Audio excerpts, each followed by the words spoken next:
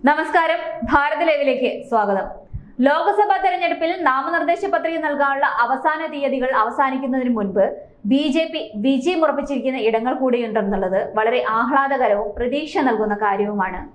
വോട്ടെടുപ്പിന് മുൻപ് തന്നെ അരുണാചൽ പ്രദേശ് നിയമസഭാ തെരഞ്ഞെടുപ്പിൽ 6 സീറ്റുകളിൽ വിജയം ഉറപ്പിച്ചിരിക്കുകയാണ് BJP. അരുണാചൽ പ്രദേശ് മുഖ്യമന്ത്രി പേമ ഖണ്ഡുവും സംസ്ഥാനത്തെ മറ്റ് 5 സ്ഥാനാർത്ഥികളും എതിരുകളില്ലാതെ തിരഞ്ഞെടുക്കപ്പെടും. നാമനിർദ്ദേശ പത്രിക നൽകാനുള്ള സമയം അതിക്രമിച്ചപ്പോഴും BJPക്ക് എതിരാളികളായി കോൺഗ്രസിന് ഒരു സ്ഥാനാർത്ഥിയെ പോലും നിർത്താൻ കഴിഞ്ഞില്ല എന്നത് വളരെ ശ്രദ്ധേയമായ കാര്യമാണ്. പേമ ഖണ്ഡുവിനെ കൂടാതെ അരുണാചൽ പ്രദേശിൽ നിന്ന് GK താക്കോ, നിതോ ദുംകോ, രതി ടെക്കി, മുക്ചു മിതി തുടങ്ങിയവരാണ് എതിരുകളില്ലാതെ തിരഞ്ഞെടുക്കപ്പെട്ടത്. കഴിഞ്ഞ ദിവസമാണ് നാമനിർദ്ദേശ പത്രിക സമർപ്പിക്കാനുള്ള അവസാന തീയതി അവസാനിച്ചത്. പ്രതിപക്ഷ പാർട്ടികളായ കോൺഗ്രസ്, JDU തുടങ്ങിയ പാർട്ടികൾ BJPക്കെതിരെ സ്ഥാനാർത്ഥികളെ നാമനിർദ്ദേശം ചെയ്യുകയോ പത്രിക സമർപ്പിക്കുകയോ ചെയ്തിട്ടുണ്ടായിരുന്നില്ല. മാർച്ച് 30 വരെയാണ് നാമനിർദ്ദേശ പത്രിക പിൻവലിക്കാനുള്ള സമയപരിധി. ലോക്സഭാ തെരഞ്ഞെടുപ്പിനോടൊപ്പം അരുണാചൽ പ്രദേശിൽ നിയമസഭാ തെരഞ്ഞെടുപ്പും നടക്കും. നിയമസഭാ തെരഞ്ഞെടുപ്പിന്റെ വോട്ടെണ്ണൽ ജൂൺ 2-നും ലോക്സഭാ തെരഞ്ഞെടുപ്പിന്റേത് ഫലപ്രഖ്യാപനം ജൂൺ 4-നുമാണ് നടക്കുന്നത്.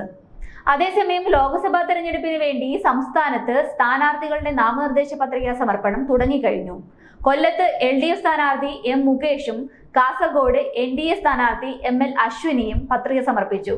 രാവിലെ 11:30 കൊല്ലം ജില്ലാ വരണാധികാരികൾക്ക് മുൻപാകെയാണ് മുകേഷ് പത്രിക കൈമാറിയത്.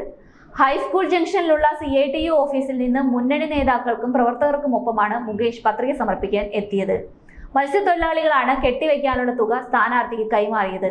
കാസർഗോഡ് കളക്ടറും വരണാധികാരിയുമായ K ഇമ്പശേഖരൻ മുൻപാകെയാണ് അശ്വിനി പത്രിക സമർപ്പിച്ചതാണ്. കേരളത്തിൽ ലോക്സഭാ തെരഞ്ഞെടുപ്പിനുള്ള നാമനിർദ്ദേശ പത്രിക സമർപ്പണത്തിനുള്ള തയ്യാറെടുപ്പുകൾ പൂർത്തിയായെന്ന് തെരഞ്ഞെടുപ്പ് ഓഫീസർ സഞ്ജയ് കൗൾ അറിയിച്ചു.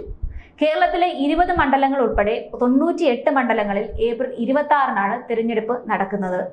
സംസ്ഥാനത്ത് 20 ലോക്സഭാ മണ്ഡലങ്ങളിലേക്കും ബന്ധപ്പെട്ട റിട്ടേണിംഗ് ഓഫീസർമാർക്ക് മുൻപാകെയാണ് പത്രിക സമർപ്പിക്കേണ്ടത്. രാവിലെ 11 മുതൽ വൈകിട്ട് 3 വരെയാണ് പത്രിക സ്വീകരിക്കുന്ന സമയം. ഏപ്രിൽ 4-നാണ് അവസാന തീയതി. സൂക്ഷ്മ പരിശോധന ഏപ്രിൽ 5-ന് നടക്കും. നാമനിർദ്ദേശ പത്രിക പിൻവലിക്കാനുള്ള അവസാന തീയതി ഏപ്രിൽ 8-ആണ്.